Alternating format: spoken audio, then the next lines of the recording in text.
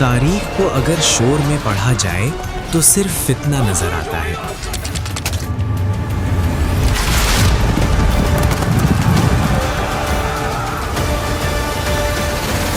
لیکن اگر تاریخ کو خاموشی سے سنا جائے تو کردار سامنے آتے ہیں۔ حضرت علی اور حضرت امیر معاویہ کی کہانی بھی ایسی ہی ہے۔ یہ کہانی اختلاف کی نہیں، یہ کہانی اختلاف کے باوجود ادب کی ہے۔ حضرت علی اور حضرت امیر معاویہ ایک دوسرے سے متفق نہیں تھے، مگر ایک دوسرے کے بارے میں بدگمان بھی نہیں تھے۔ ان کے اختلاف میں آواز بلند نہیں ہوئی، لفظ محتاط رہے اور نیت پر حملہ کبھی نہیں کیا گیا۔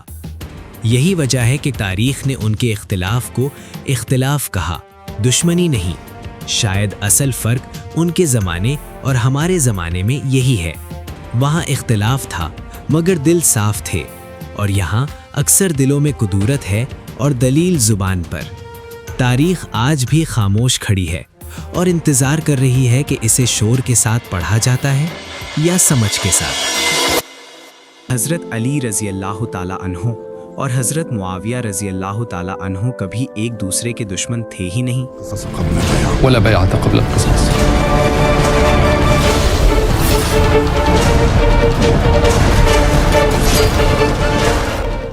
دونوں ایک دوسرے کو بھائی کہہ کر پکارتے تھے۔ اور کیا آپ جانتے ہیں کہ تاریخ نے ان کی دوستی کے باب جان بوجھ کر کم بیان کیے؟ آج ہم وہی باب کھولنے جا رہے ہیں۔ یہ کہانی شروع ہوتی ہے رسول اللہ کے اس دور سے جب صحابہ کے دل ایک دوسرے کے لیے صاف تھے۔ حضرت علی بن ابی طالب رضی اللہ عنہ رسول صلی اللہ علیہ وسلم کے چچا زاد، داماد اور بچپن سے اسلام کے ساتھی، اور دوسری طرف حضرت معاویہ بن ابی سفیان رضی اللہ عنہ قریش کے معزز خاندان سے ذہین، بردبار اور بعد میں وحی لکھنے والے صحابی۔ یہ دونوں شخصیات الگ الگ مزاج رکھتی تھیں، مگر مقصد ایک تھا، اسلام کی خدمت۔ جب مکہ فتح ہوا تو حضرت امیر معاویہ اسلام لائے اور بہت جلد رسول اللہ صلی اللہ علیہ وسلم کے قریب ہو گئے۔ رسول اللہ صلی اللہ علیہ وسلم حضرت امیر معاویہ کو وحی لکھنے پر مقرر کرتے ہیں۔ حضرت علی یہ سب دیکھ رہے تھے، اور کبھی کوئی حسد، کوئی رنج، کوئی نفرت نہیں آئی۔ کیوں؟ کیونکہ صحابہ ایک دوسرے کو دل سے قبول کرتے تھے۔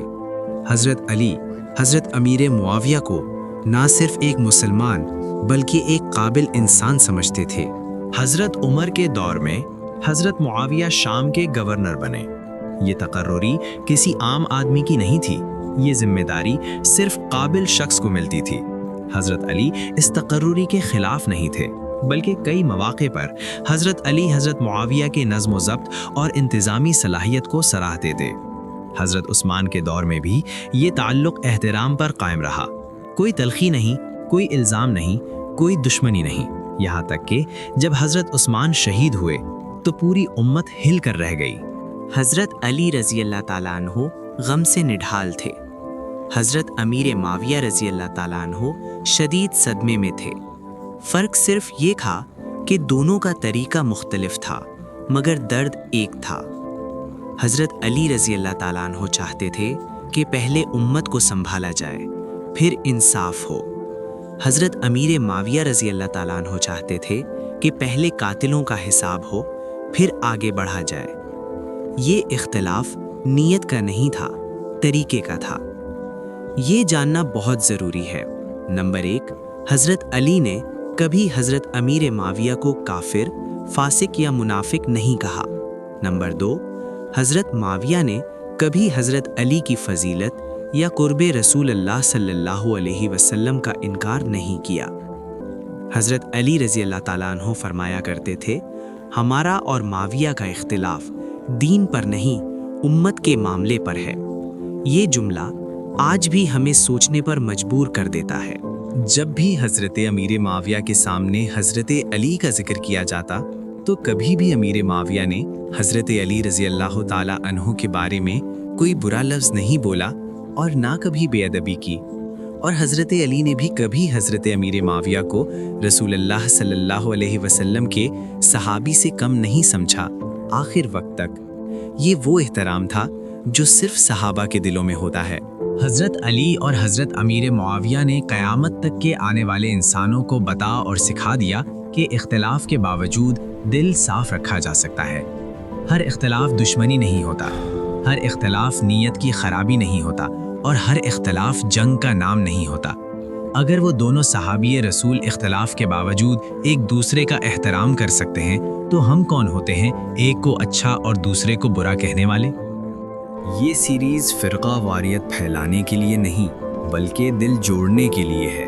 ہمارا مقصد کسی ایک صحابی کو بڑھا چڑھا کر یا کسی کو کمتر دکھانا نہیں، بلکہ صحابہ کے درمیان احترام اور وحدت کو اجاگر کرنا ہے۔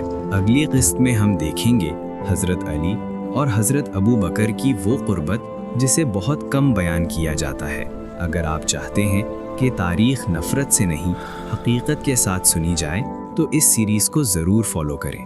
یہ ویڈیو درج ذیل مستند اسلامی مصادر کی روشنی میں تیار کی گئی ہے۔ صحیح بخاری، صحیح مسلم، مسند احمد، تاریخ طبری، البدایہ والنہایہ، ابن کثیر، سیر اعلام النبلہ، امام ذہبی، فضائل الصحابہ، امام احمد۔